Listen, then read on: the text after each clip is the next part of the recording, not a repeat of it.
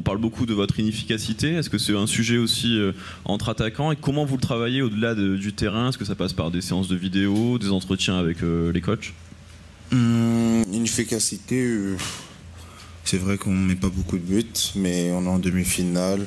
On a les occasions, c'est juste à nous de quand on est sur le dernier geste, d'être plus appliqué, d'être plus concentré.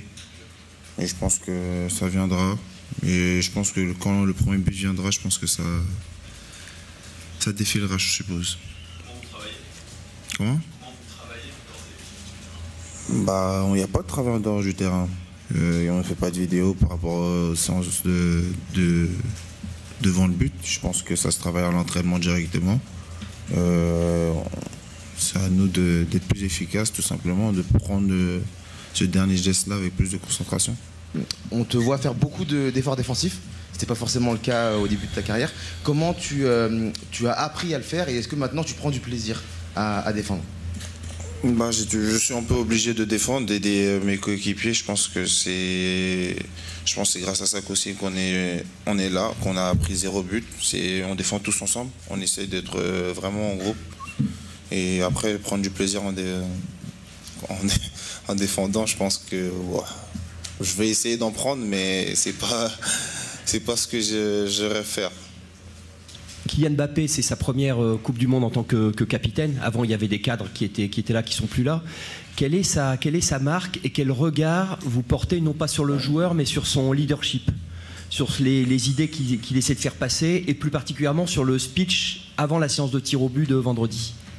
Moi, après, je l'ai en capitaine au club, donc c'est un peu différent. Mais après, c'est naturel pour lui et il a ce don-là de porter l'équipe, de porter un groupe. Je pense qu'il a été formé, né pour ça. Et franchement, il donne des idées, des conseils à l'équipe, aux joueurs.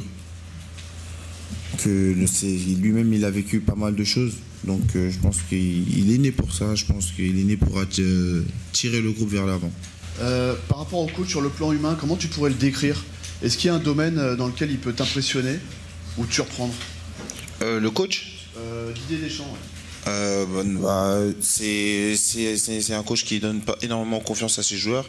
Il sait ce qu'il doit faire et je pense que c'est pas pour rien on est en demi-finale. Il te surprend ou il t'impressionne sur quelque chose? Comment il me surprend? Il t'impressionne sur quelque chose? Non, personne m'impressionne.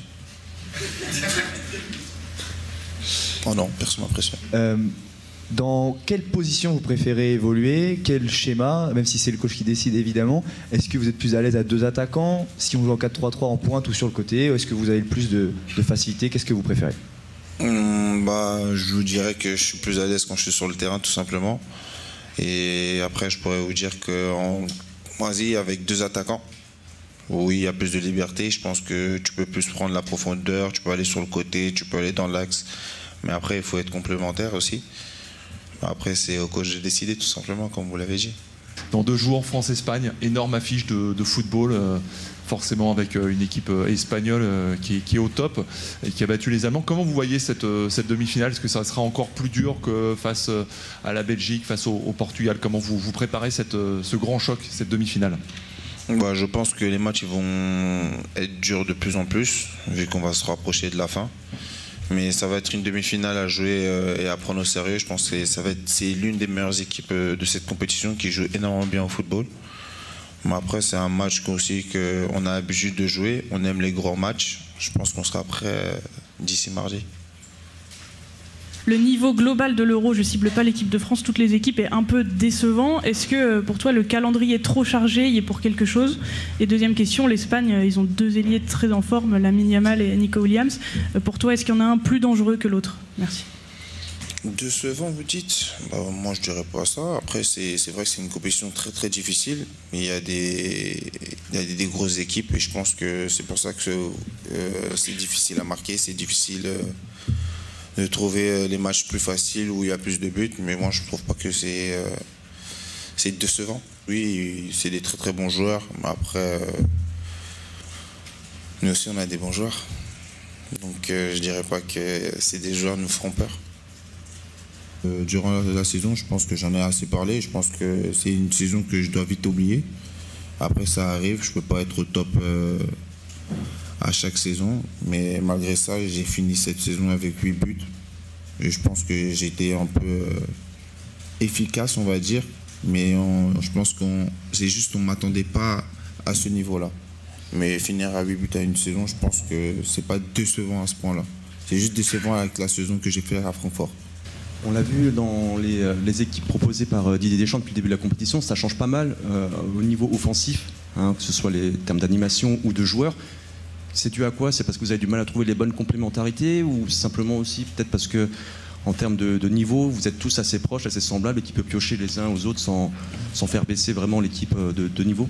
Je pense que c'est le coach qui décide un peu, c'est le coach qui recense ce changement-là. Comme au match précédent, on a joué en 4-4 de losange, vu qu'Adrien n'était pas là. Le match d'avant, c'était Antoine qui était sur l'ailier droit. Il a essayé de changer un peu et je pense que ça surprend les adversaires. Donc je pense que c'est le coach qui décide comme ça. Et je pense qu'on est tous capables de jouer à n'importe quelle position, à n'importe quelle formation. Tu as évidemment côtoyé Kylian tout au long de cette saison au Paris Saint-Germain. Il a déjà connu au cours de cette saison des périodes de moins bien. Là, il y a eu cette blessure au nez. Si on la met un peu de côté, même si on l'a peut-être sous-estimée, qu'est-ce qui explique, selon toi, cette inefficacité qu'il connaît et aussi ce passage de moins bien physiquement aujourd'hui en équipe de France? Bon, je dirais pas que c'est un passage de moins bien. Je pense que c'est dû un peu à tout le groupe. Il a fait une énorme saison, je pense. Il a mis plus de 45 buts, non?